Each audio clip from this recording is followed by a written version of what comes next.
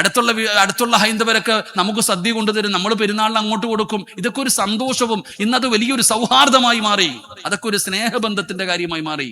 ഓണം എന്ന് പറയുന്നത് പണ്ട് ഓർമ്മ വെച്ച കാലം മുതൽ എല്ലാവർക്കും അറിയാം. ഓണം വരുമ്പോൾ സദ്യ കൊണ്ടുവരും അയൽവാസികൾ. 10ാം ക്ലാസ് സ്കൂളിൽ പരീക്ഷയ്ക്ക് ഓണപരീക്ഷ കഴിഞ്ഞാൽ പിന്നെ ലീവാ. ഓണമെന്ന് പറയുമ്പോ ആ ഓണത്തിന് അവരൊരു ബഹുമാനവും ആദരവും അവർ കൊടുക്കുന്നുണ്ട്. ആ ആദരവും ബഹുമാനവും കൊടുക്കുന്ന ആ ഓണം വരുമ്പോൾ നമ്മുടെ മക്കളാണെങ്കിൽ സാരി ഉടുത്തിയിട്ട് കിട്ടിയ അവസരം പോലെ കിടന്നുകൊണ്ട് എന്തൊക്കെയാ കാണിക്കുന്നത്? എന്തു പേക്കൂത്താടോ കാണിക്കണേ? ഒരു സമൂഹം വളരെ ബഹുമാനത്തോടു കൂടി കാണുന്ന ഒരു ആരാധന. ഇപ്പം വലിയ പെരുന്നാൾ വരുന്നു, ചെറിയ പെരുന്നാൾ വരുന്നു, അവരൊക്കെ എന്ത് ബഹുമാനം. നബിദിന റാലി നടത്തുന്നു, എത്ര ബഹുമാനം. ആ നബിദിന റാലി നടത്തുന്നവർക്ക് വെള്ളം കൊടുക്കുന്നത് അമ്പലത്തിന്റെ മുമ്പിലാ. ഇവിടുത്തെ ഹൈന്ദവനും മറ്റുള്ളവരൊക്കെ ഓട്ടോ ഡ്രൈവർമാർ എന്തെല്ലാം സഹായങ്ങൾ ചെയ്യുന്നു. വളരെ ബഹുമാനത്തോടു കൂടി കാണുന്നു അവർ. ഹൈന്ദവ വിശ്വാസികൾ ഓണത്തിന് ആ ഓണമെന്ന് പറയുന്നത് ഒരു ആരാധന പോലെ വളരെ ബഹുമാനത്തോടു കൂടി കാണുന്ന ഒരു കാര്യത്തെ ഈ ഉമ്മത്ത് സാരി ഉടുത്തി ഡാൻസും ചെയ്ത് കോമാളിത്തരം കാണിച്ചിട്ട് അവരുടെ മനസ്സു വേദനിപ്പിക്കുക ചെയ്യുക. ഇവിടെ ഓണമെന്ന് പറയുന്നത് നമ്മൾ മനസ്സിലാക്കേണ്ടത് ചില കാര്യങ്ങൾ നമ്മൾ മനസ്സിലാക്കണം. സങ്കടം തോന്നുകയാണ് ചില കാര്യങ്ങൾ കാണുമ്പോൾ. ഇന്നെടുത്തു നോക്കിയാൽ ഓണം പാടില്ല, ഓണത്തിൽ പങ്കെടുക്കാൻ പാടില്ല എന്ന് പ്രസംഗിക്കുന്ന ഉസ്താദന്മാർ ഒരു വശത്ത്, ഫത്വ പറയുന്ന മറ്റൊരു വിഭാഗം മറുഭാഗത്ത്. സത്യം പറഞ്ഞ എനിക്ക് സങ്കടമാ തോന്നണേ. എനിക്കിതൊക്കെ കാണുമ്പോ സങ്കടമാണോ തോന്നുന്നേ? എന്ത് സങ്കടം ഉണ്ടാകാനുള്ള കാരണം എന്തെന്നറിയോ?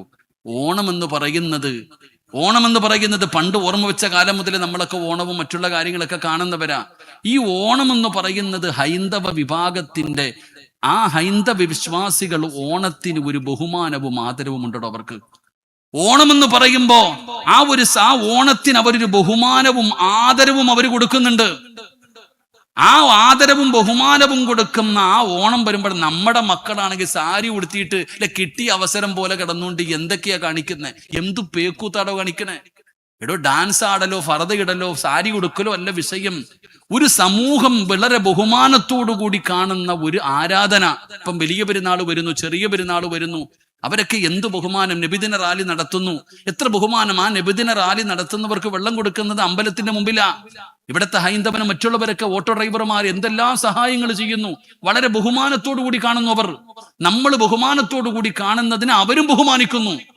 ഹൈന്ദവ വിശ്വാസികൾ ഓണത്തിന് ആ ഓണമെന്ന് പറയുന്നത് ഒരു ആരാധന പോലെ വളരെ ബഹുമാനത്തോടു കൂടി കാണുന്ന ഒരു കാര്യത്തെ ഈ ഉമ്മത്ത് സാരി ഉടുത്തി ഡാൻസും ചെയ്ത് കോമാളിത്തരം കാണിച്ചിട്ട് അവരുടെ മനസ്സു വേദനിപ്പിക്കുക ചെയ്യുക.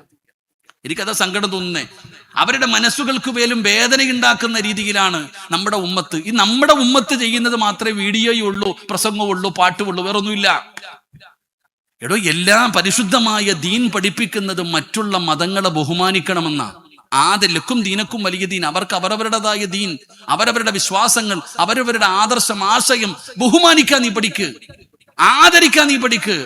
എന്തിനാ പരിഹസിക്കുന്നത്, കളിയാക്കുന്നത്, മറ്റുള്ളവരുടെ മനസ്സുകൾക്ക് വേദനയുണ്ടാക്കുന്ന പ്രവർത്തനങ്ങൾ എന്തിനാ നമ്മുടെ ഭാഗത്തു നിന്നുണ്ടാകുന്നേ?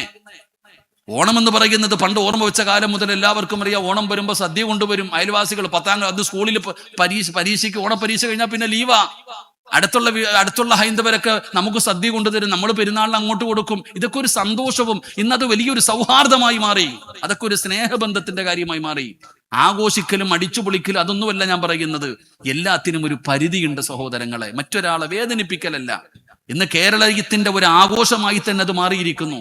അതൊരു വേറൊരു വശം ചിന്തിക്ക്. നമ്മൾ എന്തിനാണ് മറ്റുള്ളവരുടെ അവരുടെ മനസ്സുകൾക്ക് വേദനയുണ്ടാകുന്ന രീതിയിൽ ഈ മുസ്ലിം ഉമ്മത്ത് എന്തിനാണ് പ്രവർത്തിക്കുന്നത്? അല്ലാഹു സുബ്ഹാനഹു വ തആല ഈ ഉമ്മത്തിന് അല്ലാഹു ഈമാൻ നൽകി അനുഗ്രഹിക്കുമാറാകട്ടെ. എന്തിനാ സഹോദരങ്ങൾ ആവശ്യമില്ലാത്ത വിഷയം? ലക്കും ദീനക്കും വലിയ ദീൻ. അവന്റെ കാര്യം നമ്മൾ എന്തിനാ ഇതിനൊക്കെ പറയാനും പിടിക്കാനും പോകുമ്പോ ഇത് ഷെയർ ചെയ്യാനും ഇത് വീഡിയോ പിടിക്കാനും ഇതിങ്ങനെ ഇടാനും അതിന് മറുപടി പറയാനും ഇത് വീണ്ടും വീണ്ടും ഇങ്ങനെ വളർത്തിക്കൊണ്ടിരിക്കുക? എന്തിനാ നമ്മൾ എല്ലാവരെയും ബഹുമാനിക്കുക? എല്ലാവരുടെ വിശ്വാസങ്ങൾ, അവരുടെ ആശയങ്ങൾ, അവരുടെ ആദർശങ്ങൾ, അതിന് കൊടുക്കേണ്ട സ്ഥാനവും മഹത്വവും കൊടുക്കാൻ പഠിക്കണം. അള്ളാഹു ഉമ്മത്തിന് നൽകി അനുഗ്രഹിക്കുമാറാകട്ടെ. ദയവ് ചെയ്ത് നിങ്ങൾ ഒരിക്കലും ഇതുപോലെയുള്ള കാര്യങ്ങൾ ഷെയർ ചെയ്യാനോ വീഡിയോ പിടിക്കാനോ നീ എന്തോ ആടിക്കോ. നിന്നോടല്ലേ അള്ളാഹു ചോദിക്കത്തുള്ളൂ.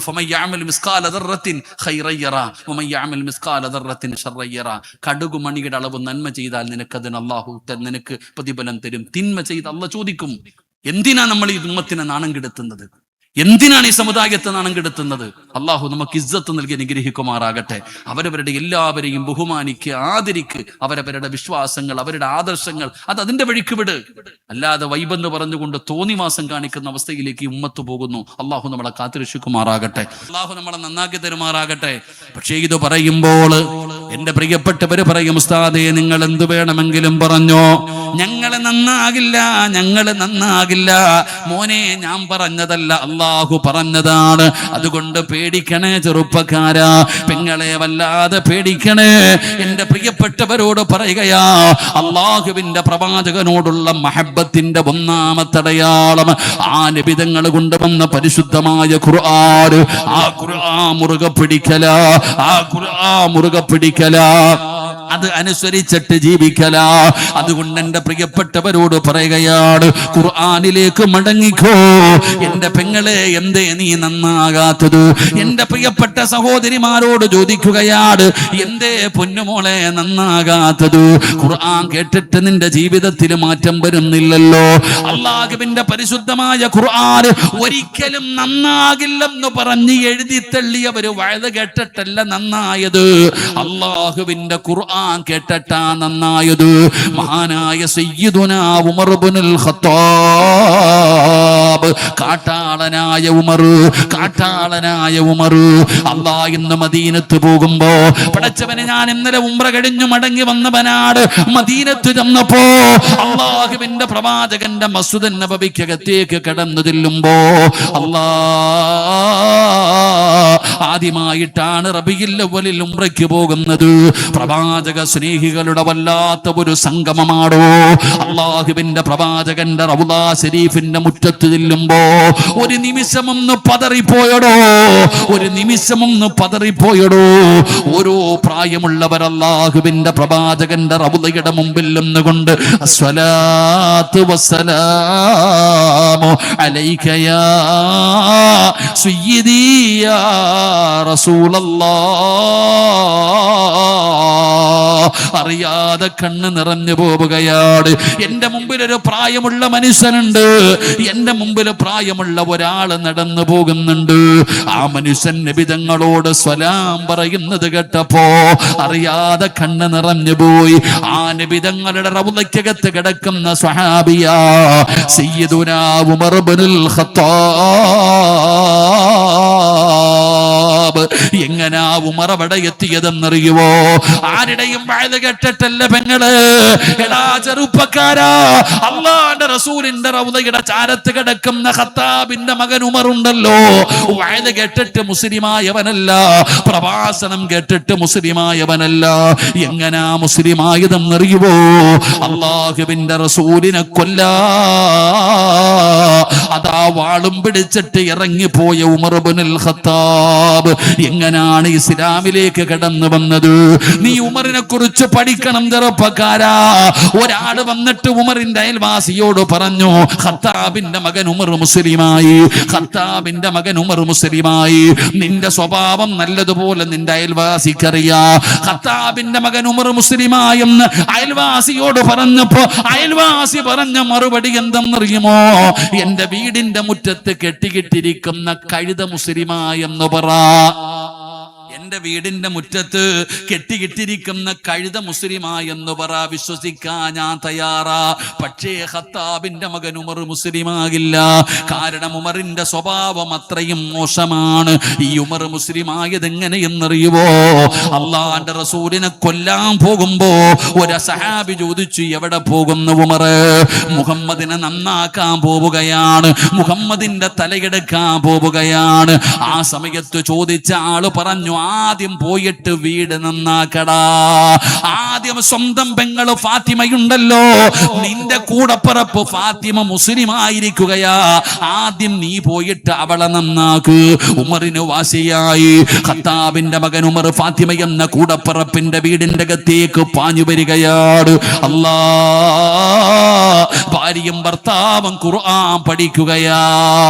ഖുർആൻ ഓതുന്നത് കേട്ടുകൊണ്ടാണ് ഉമർ വീട്ടിലേക്ക് കയറി വരുന്നത്.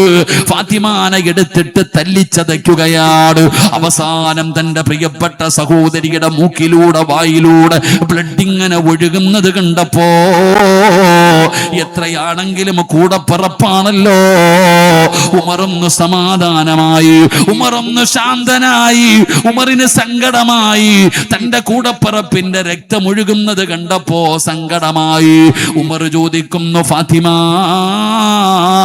ഞാൻ ഇങ്ങോട്ട് വന്നപ്പോ നീ എന്തോ പാടുന്നത് കേട്ടല്ലോ ഫാത്തിമ, എന്തോ കവിത പാടുന്നത് കേട്ടല്ലോ. ഉമറിനോട് ഫാത്തിമ പറഞ്ഞു, പാട്ടല്ല പാടിയത്, ഞാൻ ഓതിയത് അല്ലാഹുവിന്റെ ഖുർആനാ, ഞാൻ ഓതിയത് അല്ലാഹുവിന്റെ കലാമാ. എനിക്കൊന്നു താ ഫാത്തിമ, എനിക്കൊന്നു താ ഫാത്തിമ, ശുദ്ധിയായിട്ട് വാ ഉമർ. ഖത്താബിന്റെ മകൻ ഉമർ പോയി അവിടെ നിന്ന് ശുദ്ധിയാവുകയാണ്. ഫാത്തിമ എന്ന് പറയുന്ന കൂടപ്പറപ്പാദ്യമായിട്ട് വിശുദ്ധമായ ഖുർആൻ സൂറത്തു ത്വാഹ, സൂറത്തു ത്വാഹയുടെ 3-4 ആയത്തുകൾ അവിടെ നിന്ന് ഓതിക്കൊടുക്കുകയാണ്. ഉമറിന്റെ ഹൃദയത്തിൽ ഇടിത്തീ വീണതുപോലെ ഖുർആനിലെ 5 ആയത്ത് കേട്ടപ്പോ, ഖുർആനിലെ 5 ആയത്ത് കേട്ടപ്പോ ഉമറിന് മനസ്സിലായടോ, ഇത് അല്ലാഹുവിന്റെ കലാമാ, ഇത് അല്ലാഹുവിന്റെ കലാമാ. ഉമർ പോയത് എവിടെയെന്നറിയുവോ?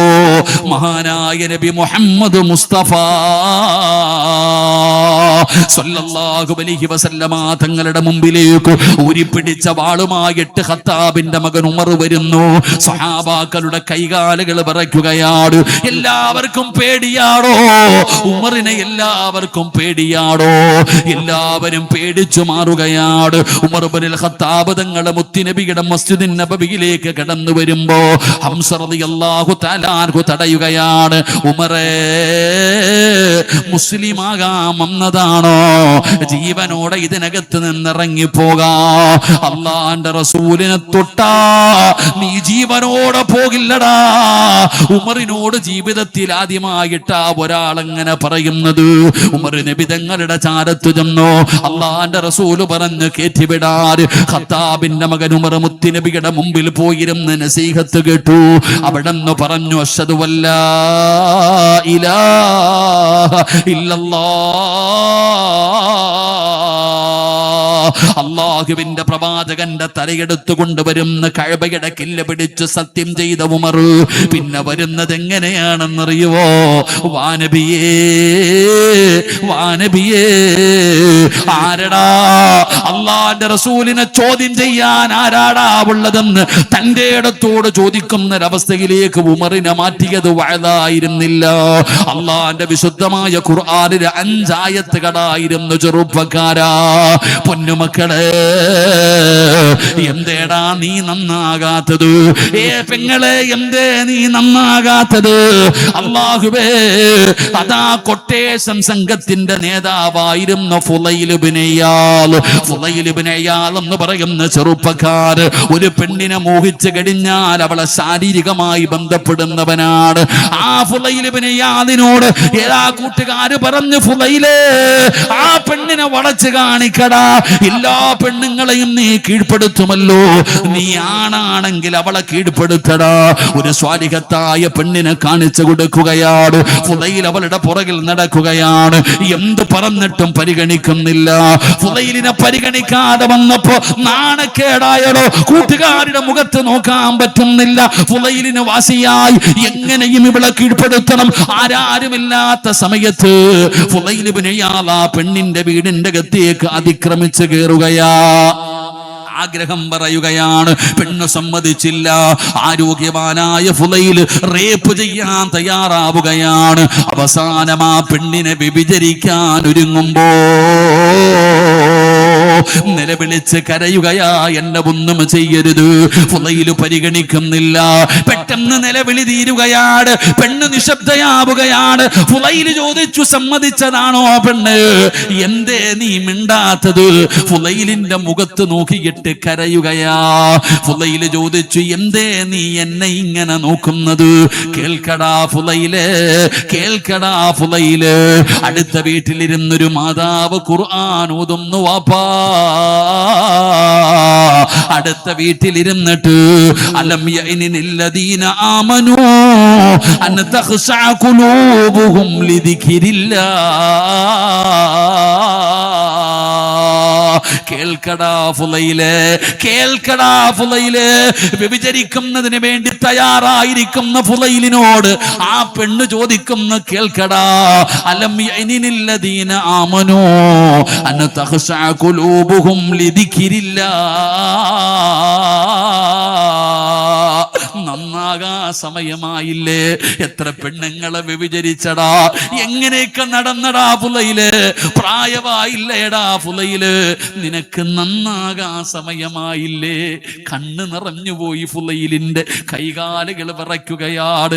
ആ ഫുലൈൽ ഇബ്നു ഇയാദ് നന്നായടോ, ലോകമറിയുന്ന പണ്ഡിതനായെന്ന് ചരിത്രം പറയുമ്പോ എന്റെ പ്രിയപ്പെട്ടവരോട് പറയുന്നു, നമ്മളെ സ്വാധീനിക്കുന്നില്ല, നമ്മുടെ മനസ്സിൽ മാറ്റം വരുത്തുന്നില്ല. ഖുർആനിനോട് നമുക്കൊരു ബഹുമാനവും ആദരവും തോന്നുന്നില്ല. പേടിക്കണം സഹോദരാ, വല്ലാതെ ഭയപ്പെടണം സഹോദരാ. അല്ലാഹുവേ, ഖുർആനിനെ ബഹുമാനിക്കുന്നവരുടെ കൂട്ടത്തിൽ പെടുത്തണേ അല്ലാ. പടച്ചവനെ, ഖുർആൻ സ്വർഗ്ഗത്തിൽ കൊണ്ടുപോകുന്ന വിഭാഗത്തിൽ ഞങ്ങളെ നീ പെടുത്തണേ അല്ലാ. സംഘാടകർ ബക്കറ്റുമായി നിങ്ങളുടെ മുമ്പിലേക്ക് കടന്നു വരികയാണ്. പടച്ചവനെ, ഒരു മദ്രസ പഠിച്ചു, അള്ളാന്റെ ഇൽമു പഠിപ്പിക്കാൻ ഒരു മദ്രസ പഠിച്ചു. അൽഹംദുലില്ലാഹ്, കുറച്ചു പൈസ കടത്തിലാണ്. സംഘാടകർ ബക്കറ്റുമായി നിങ്ങളുടെ മുമ്പിലേക്ക് കടന്നു വരികയാ. ഇല്ലെന്ന് പറയരുത്, ഇല്ലെന്ന് പറയരുത്. അസ്സദഖത്തു റദ്ദുൽ ബലാ, സദഖ വിപത്തുകളെ തട്ടിമാറ്റുമെന്ന് നബി മുഹമ്മദ് മുസ്തഫ സല്ലല്ലാഹു അലൈഹി വസല്ലം. ഏതു മാരകമായ രോഗങ്ങളെയും തട്ടിമാറ്റുമടോ, കരിച്ചു കളയുമടോ. എന്റെ പ്രിയപ്പെട്ടവരെ, വെറുതെയാകില്ല. നബി തങ്ങൾ ഒരിക്കൽ സ്വഹാബത്തിനോട് പറയുകയാണ്, യാ സ്വഹാബാ, അല്ലാഹുവിന് ചില അടിമകളുണ്ട്, അല്ലാഹുവിന് ചില അടിമകളുണ്ട്. ആ അടിമകൾക്ക് രോഗം വന്നാ അവര് സദഖ കൊടുത്ത് ചികിത്സിക്കുമെന്ന് നബി മുഹമ്മദ് മുസ്തഫ സല്ലല്ലാഹു അലൈഹി വസല്ലമ തങ്ങൾ പറയുകയാ. ക്യാൻസർ ആണോ, ട്യൂമർ ആണോ, കിഡ്നി രോഗമാണോ, ലിവർ രോഗമാണോ അറിയില്ലല്ലോ വാപ്പാ. ചിരിച്ചും കളിച്ചും നടക്കുന്നവന് പെട്ടെന്ന് വീണു പോകുന്ന കാലമാ. അതുകൊണ്ട് സംഘാടകർ മുമ്പിലേക്ക് കടന്നു വരുന്നു. മനസ്സറിഞ്ഞുകൊണ്ടൊരു സദഖ എടുക്ക്. പെട്ടെന്ന് തുടങ്ങി ബിസ്മില്ലാ, അൽഹംദുലില്ലാഹ്. എല്ലാവരും മനസ്സറിഞ്ഞുകൊണ്ടൊരു സദഖ എടുക്കൂ. അല്ലാഹുവോട് പറയണം, പടച്ച റബ്ബേ, എന്റെ ശരീരത്തിൽ ഏതെങ്കിലും മാരകമായ രോഗത്തിന്റെ അണുക്കളുണ്ടോ അല്ലാ, ഈ കൊടുക്കുന്ന സദഖയുടെ ബറക്കത്ത് കൊണ്ട് കരിച്ചു കളയണേ അല്ലാ, അറുത്തു മുറിക്കല്ലേ അല്ലാ. മനസ്സറിഞ്ഞുകൊണ്ടൊരു സദഖ എടുക്കൂ. റബ്ബേ, ആരെല്ലാം ഒരു സദഖ കൊടുക്കുന്നുണ്ടോ, നീ അവരെ കൈവിടല്ലേ അല്ലാ, അറുത്തു മുറിക്കല്ലേ അല്ലാ. മാരകമായ രോഗങ്ങളെ തൊട്ട് കാക്കണേ അല്ലാ. സ്വല്ലല്ലാഹു അലാ മുഹമ്മദ്.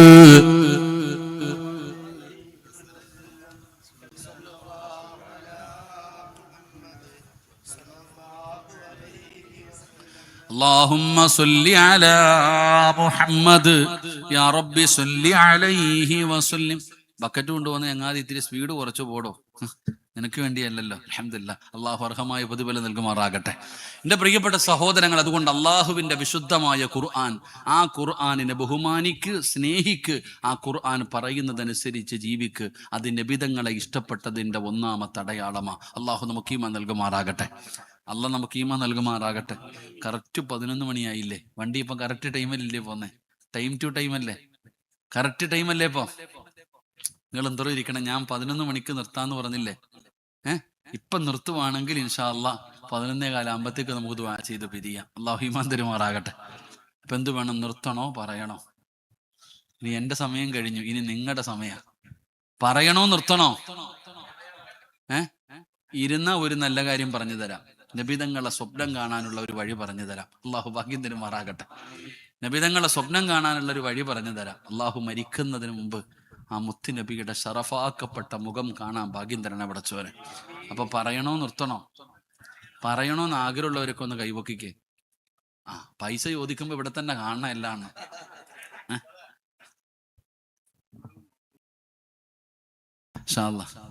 എല്ലാരും പൊക്കി ആത്മാർത്ഥതാണ്. നീ കൊള്ളാം സംഘാടകരുടെ ഒക്കെ ഭയങ്കര ബുദ്ധിയാ.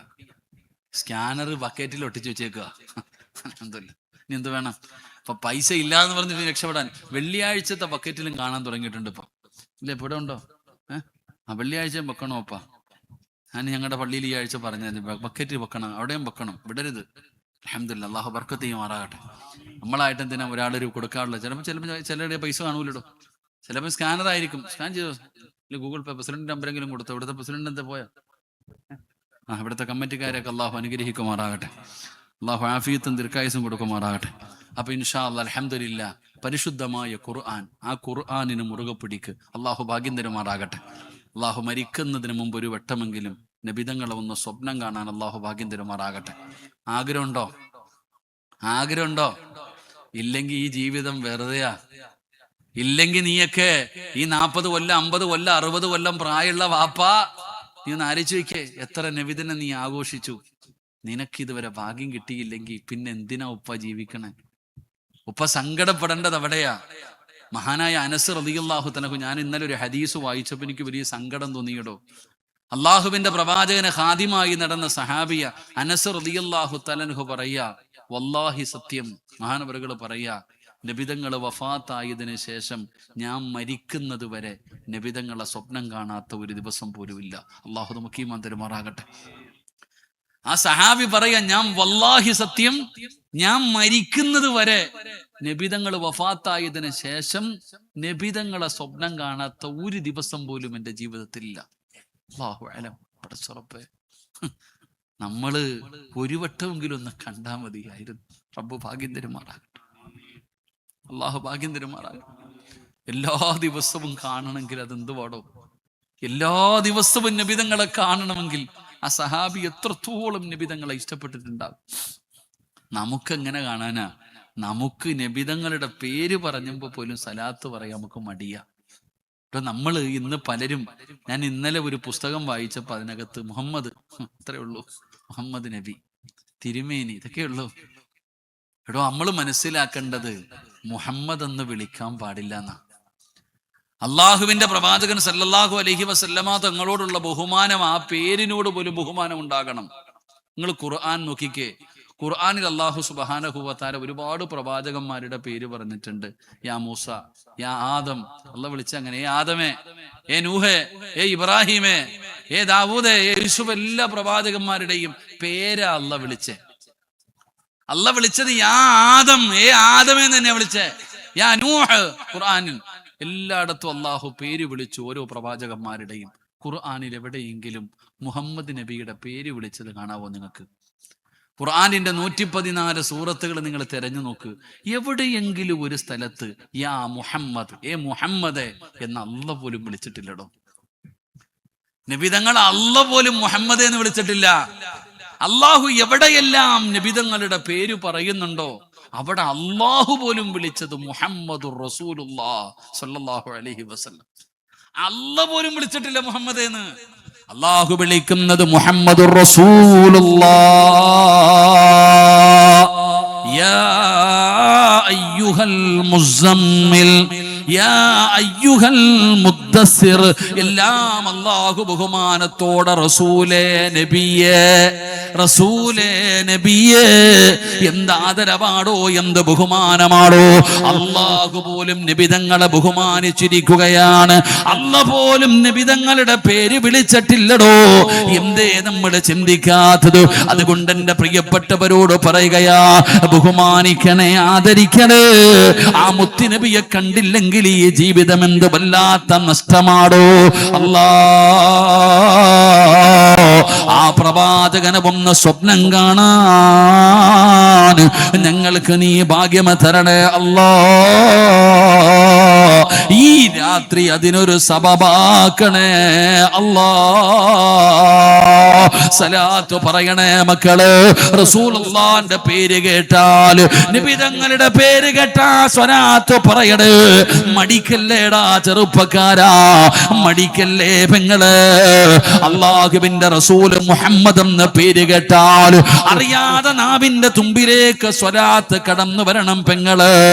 സ്വലാത്ത് പറഞ്ഞു പറഞ്ഞ് മദീനയുമായിട്ടൊരു ബന്ധമുണ്ടാക്ക്. സ്വലാത്ത് പറഞ്ഞിട്ട് മദീനയുമായിട്ടൊരു പാലം പണിയ്. നിന്റെ വീടിന്റെ അകത്തിരുന്നിട്ട് അസ്സലാത്തു വസ്സലാമു അലൈക യാ സയ്യിദി യാ റസൂലല്ലാഹ്. നീ നിന്റെ വീടിന്റെ അകത്തിരുന്ന് വിളിച്ച മദീനത്ത് കിടക്കുന്ന നബി തങ്ങളെ കേൾക്കണമടാ ചെറുപ്പക്കാരാ. ഓരോ വെള്ളിയാഴ്ച ദിവസവും അല്ലാഹുവിന്റെ മലക്കുകളെ ചെന്നിട്ട് പറയണം, നബിയേ, ഫാത്തിമയുടെ മകളായ ആയിഷ അങ്ങയോട് സലാം പറഞ്ഞിരിക്കുന്നു നബിയേ. എന്റെ പ്രിയപ്പെട്ടവരെ, കുടുംബ പേരുൾപ്പെടെ പറയുമെന്നാണ്. ഞാനെങ്ങാണം നബി തങ്ങളുടെ പേരിൽ വെള്ളിയാഴ്ച രാവിലെ ഒരു സ്വലാത്ത് പറഞ്ഞാൽ അല്ലാഹുവിന്റെ മുത്തുനബിയുടെ റൗള ശരീഫിന്റെ മുമ്പിൽ ചെന്നിട്ട് ഒരു മലക്ക് പറയും, നബിയേ, ഷാഹുൽ ഹമീദിന്റെ മകനായ സിറാജ് അവിടുന്ന് സ്വലാത്ത് പറഞ്ഞിരിക്കുന്നു നബിയേ, സലാം പറഞ്ഞിരിക്കുന്നു നബിയേ. അല്ലാഹുവിന്റെ റസൂലിനോട് പറയുന്ന ഒരു ബന്ധമാണോ നമുക്ക് വേണ്ടത്? ആ ബന്ധം വെറുതെയാകില്ല, ആ ബന്ധം നഷ്ടമാകില്ല. ആ നബി തങ്ങളെ കാണൂ, ആ നബി തങ്ങളെ കാണൂ. നാളെ പടച്ച റബ്ബിന്റെ പരലോകത്ത് നമ്മുടെ കയ്യിൽ പിടിക്കാൻ ആരാരുമില്ല. അതാ നാളെ എല്ലാവരും അല്ലാഹുവിന്റെ കോടതിയിൽ നിൽക്കുമ്പോ പടച്ചവനെ എല്ലാവരും പേടിച്ച് വിറച്ചുകൊണ്ട് ആദം നബിയുടെ മുമ്പിലേക്ക് പോവുകയാണ്. ഏത് സമയമെന്നറിയുമോ? യൗമ യഫിറുൽ മർഉ മിൻ അഖീഹി വ ഉമ്മിഹി വ അബീഹി വ സാഹിബതിഹി വ ബനീഹി. പടച്ചവരെ, ഒരാളും തിരിഞ്ഞു നോക്കാത്ത ഒരു ദിവസം നമുക്ക് വരാനുണ്ടോ? എന്റെ പ്രിയപ്പെട്ടവരെ, അന്ന് സ്വലാത്ത് പറഞ്ഞവര്, നിബിതങ്ങളുമായൊരു ബന്ധമുണ്ടാക്കിയെടുത്തവര്, മോനെ ലക്ഷക്കണക്കിന് സ്വലാത്ത് പറയാ ഞാൻ പറയുന്നില്ല, ഒരു 10 പ്രാവശ്യമെങ്കിലും പറയടാ. ഒരു ദിവസത്തില് 1,00,000 പ്രാവശ്യമൊന്നും പറയണ്ട, ഒരു 10 പ്രാവശ്യമെങ്കിലും സ്വല്ലല്ലാഹു അലാ മുഹമ്മദ് സ്വല്ലല്ലാഹു അലൈഹി വസല്ലം 10 പ്രാവശ്യം പറയുമോ ചെറുപ്പക്കാരാ? നിർത്തുകയാ മോനെ.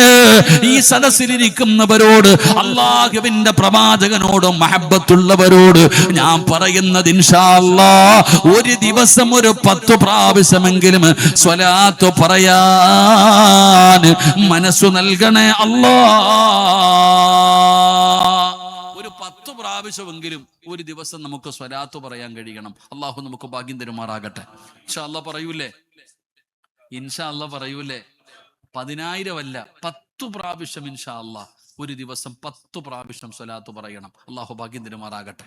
ഇൻഷാ അല്ലാഹ് പറ, ഇൻഷാ അല്ലാഹ് പറ. നീയത്ത് ചെയ്യുന്നവരൊക്കെ ഒന്ന് കൈവക്കിക്കേ, പ്രതിഫലം പറഞ്ഞുതരാം. നീയത്തി കൈപൊക്കിയവർക്കുള്ള പ്രതിഫലം ഞാൻ പറഞ്ഞു തരാം. അള്ളാഹു പഠിക്കാൻ ഭാഗ്യം തരുമാറാകട്ടെ. ഈ കൈപൊക്കിയവർക്ക് അല്ലാഹ് തരുന്ന പ്രതിഫലം എന്താ? ഈ കൈപൊക്കിയവർക്ക് അല്ലാഹ് തരുന്ന പ്രതിഫലം എന്താ?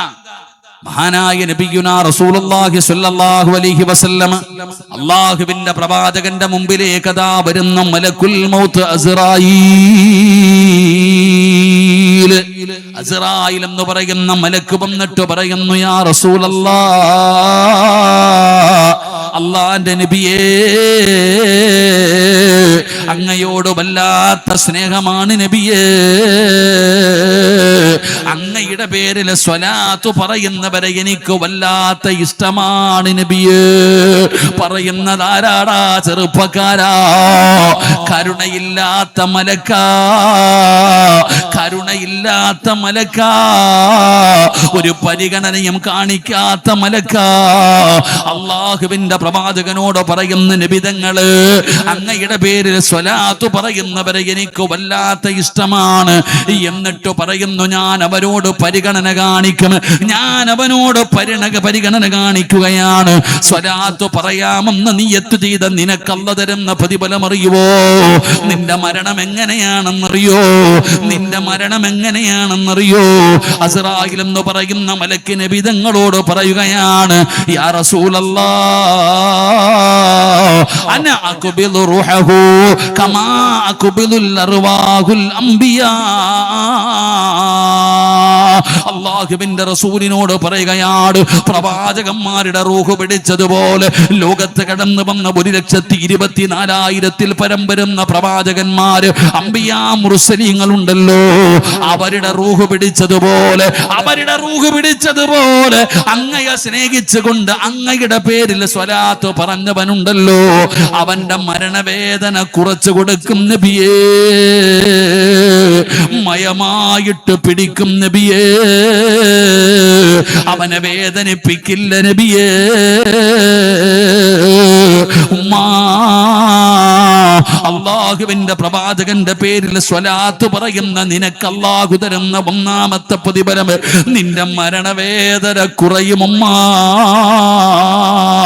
നിന്റെ മരണവേദന അല്ലാഹു കുറച്ചു തരികയാ. രണ്ടാമത് വന്ന മലക്കാരാ മീകായിൽ അലൈഹിസ്സലാം. യാ റസൂലല്ലാഹ്, എനിക്കും ഇഷ്ടമാണ് നബിയേ, എനിക്ക് സ്നേഹമാണ് നബിയേ, അങ്ങയുടെ പേര് സ്വലാത്ത് പറയുന്നവരെ ഞാൻ മറക്കില്ല നബിയേ. വാപ്പാ, സ്വലാത്ത് പറയുന്ന ഉപ്പാ, അല്ലാഹു നിനക്ക് തരുന്ന രണ്ടാമത്തെ പ്രതിഫലം എന്തെന്നറിയോ? നാളെ പടച്ച റബ്ബിന്റെ പരലോകത്ത് കടന്നു ചെല്ലുമ്പോ വല്ലാത്ത ചൂടല്ലേ, വല്ലാത്ത ചൂടല്ലേ, ചൂടുള്ള നാളുണ്ടേ കിയാമം നാളാ.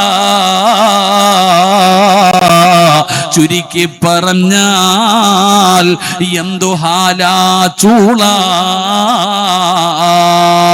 വൻദോഷ വണ്ടിയുമായി വരുന്നേ കാള, ക്ഷീണത്തിനാലൊലിക്കുന്നതാണേ ഈള. സുഹൃത്തുക്കളെ തിളയ്ക്കുന്നതാണേ മൂള. അമലൊന്നുമില്ല ദങ്ങു ചെന്ന കോള. തലച്ചോറ് തിളയ്ക്കും പെണ്ണേ, തലച്ചോറ് തിളച്ചിട്ട് മുഖത്തുകൂടെ ഒഴുകുന്ന ദിവസമാണ് മഹ്ശറ. ആ ഭയാനകമായ മഹ്ശറയില് പെങ്ങളെ, അതാ മീകായിൽ എന്ന് പറയുന്ന മലക്ക് നിന്നെ തേടി വരികയാണ്. എന്തിനാ തേടി വരുന്നതെന്നറിയോ? അല്ലാഹുവിന്റെ പ്രവാചകന്റെ പേരിൽ സ്വലാത്ത് പറഞ്ഞ് നിന്നെ തേടി വരികയാണ്. എന്നിട്ടോ അനാസ്കീഹി മിൻ ഹൗദിക യാ റസൂലല്ലാഹ്, നബിയേ ഞാൻ അവരെ കൊണ്ടുവരും നബിയേ. ഹൗദുൽ കൗസറിന്റെ ചാരത്തേക്ക് കൊണ്ടുചെല്ലുകയാണ്. നിബിതങ്ങളുടെ സ്വലാത്ത് പറഞ്ഞവർ, നിബിതങ്ങളുടെ പേര് കേൾക്കുമ്പോ സ്വലാത്ത് പറഞ്ഞവർ, നിബിതങ്ങളോടുള്ള മഹബത്ത് കൊണ്ട് സ്വലാത്ത് പറഞ്ഞവർ, അവരെ യഥാ ഹൗദുൽ കൗസറിന്റെ ചാരത്തേക്ക് മീകായിൽ എന്ന് പറയുന്ന മലക്ക് കൊണ്ടുപോവുകയാണ്. എന്റെ പ്രിയപ്പെട്ട ഉമ്മമാരേ, അതാ വരുന്നു ഇസ്രാഫീൽ. ഇസ്രാഫീൽ എന്ന് പറയുന്ന മലക്ക് പറയുന്നു, യാ റസൂലല്ലാഹ്, ഞാനും മറക്കില്ല നബിയേ, എനിക്ക് അവരെ വല്ലാത്ത ഇഷ്ടമാണ് നബിയേ. നാളെ പടച്ച റബ്ബിന്റെ പരലോകത്ത് ഉടുതുണിയില്ലാതെ നഗ്നരായി ചെമ്പിന്റെ തറയിൽ ഞാനും നിങ്ങളും ഇങ്ങനെ നിൽക്കുമ്പോ അതാ ഇസ്രാഫീൽ എന്ന് പറയുന്ന മലക്ക് സുജൂദിൽ കിടന്ന് കരയുകയാ. അള്ളാടെ മുമ്പില് സുജൂദിൽ കിടന്ന് കരയുകയാ. ചെറുപ്പക്കാരാ, സ്വന്തം മക്കള് പോലും നിന്നെ പരിഗണിക്കില്ലടാ ചെറുപ്പക്കാരാ. 10 മാസം ഗർഭം ചുമന്ന് മരണവേദനയുടെ വേദനയെന്നുണ്ട് പ്രസവിച്ച മാതാവിന് നിന്നെ വേണ്ട. നിനക്ക് ജന്മം നൽകിയ പിതാവ് നിന്നെ കണ്ട പരിചയം കാണിക്കൂല. ഒരാള് പോലും തിരിഞ്ഞു നോക്കില്ല. യൗമ യഫിറുൽ മർഉ മിൻ അഖീ വ ഉമ്മിഹി വ അബീ വ സ്വഹിബതിഹി വ ബനീ. ആരാരും തിരിഞ്ഞു നോക്കാറില്ലാത്ത പരലോകം. എല്ലാവരും നഫ്സി നഫ്സി അവരവരുടെ കാര്യം നോക്കിയിട്ട് പോവുകയാണ്. അന്ന് അല്ലാഹുവിന്റെ മുമ്പിൽ ഒരു മലക്ക് കിടന്ന് കരയുകയാണ്. റബ്ബിന്റെ മുമ്പിൽ സുജൂദിൽ കിടക്കുകയാണ്. എഴുന്നേക്ക് ഇസ്രാഫീല്, എഴുന്നേക്ക് ഇസ്രാഫീല്. എന്തിനാ ഇവിടെ കിടന്ന് കരയുന്നത്? എന്തിനാ സുജൂദിൽ കിടക്കുന്നത്? പടച്ചവരെ, അല്ലാഹുവേ, നിബിതങ്ങളുടെ പേരിൽ സ്വലാത്ത് പറഞ്ഞവനുണ്ടല്ലോ. അതാ പറയുന്നു,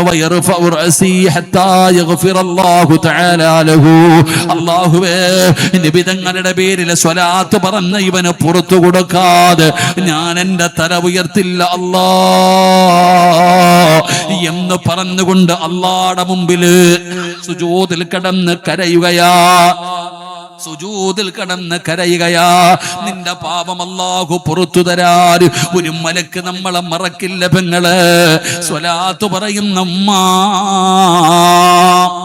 അതാ വരുന്ന മുഖറബുൽ അംലാക്ക് മലക്ക് ജിബ്രീൽ അലൈഹിസ്സലാം അല്ലാഹുവിന്റെ റസൂലിന്റെ മുമ്പിൽ വന്നിട്ട് പറയുന്നു, ഞാനും കൈവിടൂല, ഞാനും കൈവിടൂല.